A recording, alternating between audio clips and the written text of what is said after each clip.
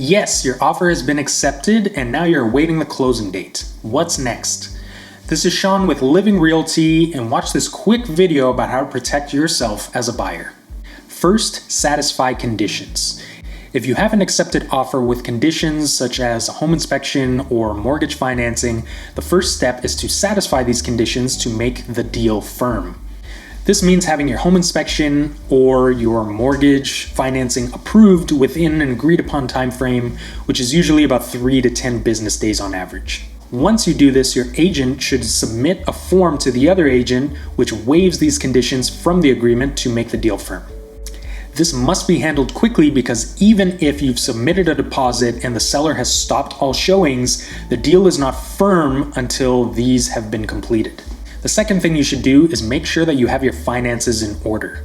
Protecting yourself as a buyer starts by doing your own due diligence. When it comes to financing, you want to make sure that you don't have any delays come closing day.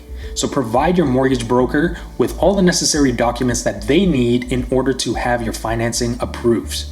You'll want to do this as soon as possible to make sure that you have your financing approved by the lender, instructions sent to your real estate lawyer, and give you enough time for you to sign with your real estate lawyer to have those funds approved and transferred.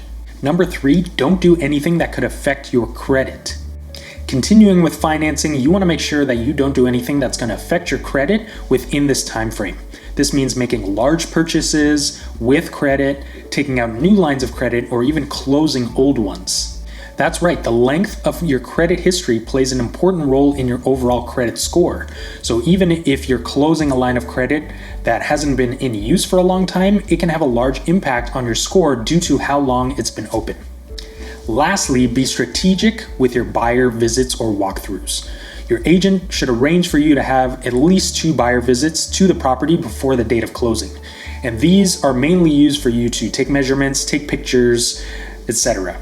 Use these visits to make sure that the faucets work, the furnace is running smoothly, there isn't any water damage or any other damage, and no surprises. Strategically scheduling your final visit for the last week prior to closing will allow you to go in once the buyer has moved out or mostly moved out of the property to ensure that there has been no damage, nothing has been left that isn't supposed to be left, or nothing has been removed that was supposed to be left in the property for you.